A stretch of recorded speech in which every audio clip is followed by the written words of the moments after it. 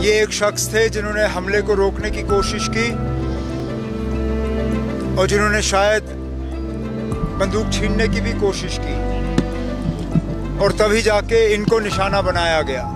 उसने उन टूरिस्टों को बचाने की बहुत कोशिश की थी तो वो खुद चले बचाने पाए खुद की चाह।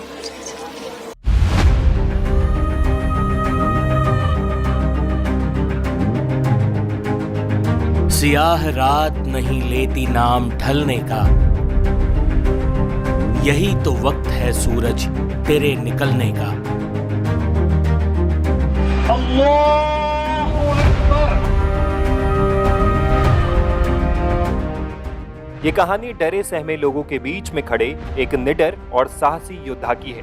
ये कहानी कश्मीर के उस नौजवान सैयद आदिल हुसैन शाह की है जिसने अपनी जान की परवाह किए बिना आधुनिक हथियारों से लैस आतंकियों और निर्दोष लोगों के बीच खड़ा हो गया। अपने इलाके में आए मेहमानों को बचाने के लिए वो एक आतंकवादी से भिड़ गया और उसकी राइफल छीनने की कोशिश करने लगा, लेकिन निहत्था सैयद आदिल मारा गया। हमलावर ने उसे गोली मार दी जिससे उसकी मौत हो गई।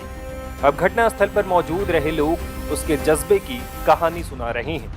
मीडिया चैनलों से बातचीत में पहलगाम हमले के दौरान वहां मौजूद लोगों ने सैयद आदिल हुसैन शाह के साहस के बारे में बताया है। लोगों ने बताया कि आतंकी जब गोलियां चलाकर निर्दोष लोगों को मार रहे थे तो उसने उन्हें रोकने की भी कोशिश की। उसने कहा कि ये कश्मीर के मेहमान हैं, मासूम हैं, उन्हें मत मारो, लेकिन आतंकियों ने उसकी एक न सुनी।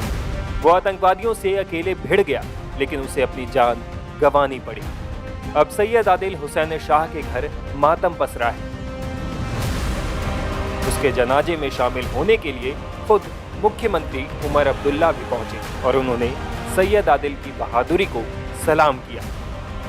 बता दें कि पहलगाम के पास अशमुकाम का रहने वाला सैयद हुसैन शाह घोड़े चलाने का काम करता था।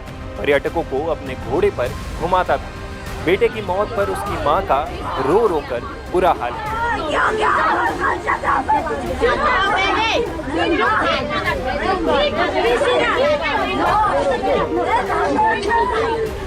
वहीं सैयद हुसैन शाह के पिता सैयद हैदर शाह रूंधे गले से कहते हैं, बेगुनाह था वो, बेगुनाह मारा गया।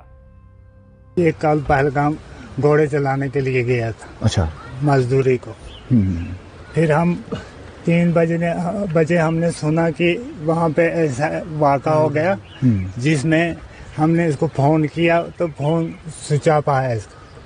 फिर बाद में जब 3-4 बज गए, 4-4:30 बजे इसका फ़ोन ऑन हुआ। फिर हम फ़ोन करते रहे तो फ़ोन किसी ने नहीं उठाया। फिर हम गए अशमुकाम थाने में। अच्छा। वहाँ हमने ये रिपोर्ट रखी।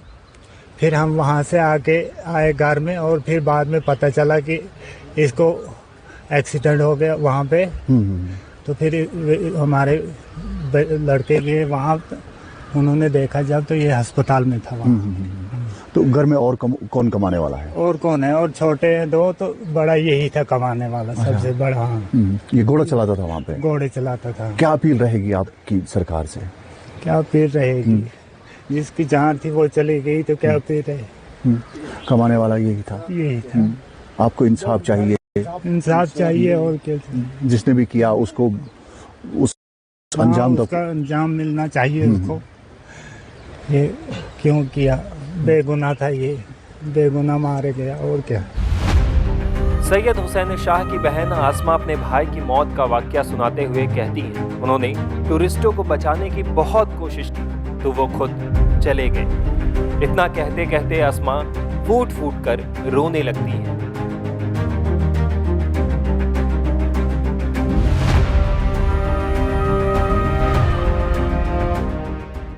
आदिल शाह के क्या लगते थे? बड़ा भैया था मेरा। तो कब खबर चली आपको? पता रात के 10 बजे। रात के 10 बजे मुझे 10 बजे तो घर वालों को सुबह शाम को खबर मिली थी।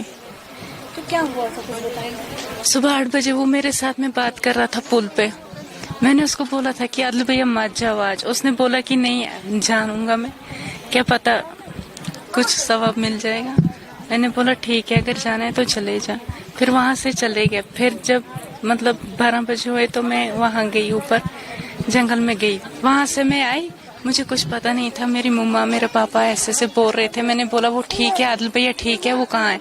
उसने बात की, फोन किया उसने। घर वाले बोल रहे हैं कि उसका फोन ऑफ है, उसका फोन ऑफ है। फिर मैंने बहुत बार घर वालों से पूछा, तो फिर घर वाले बोलने लगे कि ऑफ आ रहा है। फिर फोन ऑन हुआ तो पापा ने फोन किया, कोई फोन ही नहीं उठा रहा था। तो यही बात था, यही था बड़ा भाई, यही कमाता था, इसके बिना और कोई नहीं है। वो छोटे भाई हैं, बहन है, 3 बहनें हैं। माँ बाप एक ही सहारा था। ये माँ बाप को कमा के देता था, बहन भाइयों को कमा के देता था, इसके बिना कोई नहीं है हमारा। लेकिन आपके भाई ने एक मिसाल कायम की, उसने उन टूरिस्टों को बचाने की बहुत कोशिश की थी, तो वो खुद चले गए। इधर बुधवार को सैयद आदिल हुसैन शाह का शव उनके घर पहुंचा, जहां उन्हें अंतिम विदाई दी गई। इस मौके पर मुख्यमंत्री उमर अब्दुल्ला भी मौजूद थे। उन्होंने परिवार को मदद देने का भरोसा भी दिलाया। क्या कहा जा सकता है? इसकी पुरजोर मजम्मत,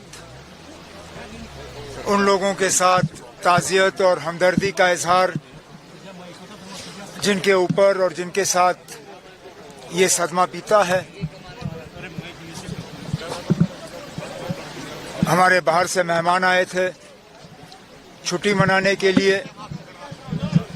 बदकिस्मती से उनको कफनों में घर वापस भेजा गया है। यहाँ हमारा एक गरीब नौजवान, मजदूरी करके रोजी रोटी कमाने वाला आदिल घर से निकला था मेहनत की कमाई करने के लिए। बदकिस्मती से आज उनका कफन जो है उनके घर लौटा दिया गया। लेकिन सुनने में आया है कि इनकी मौत ऐसे नहीं हुई, ये बहादुरी का सबूत दिखा रहे थे।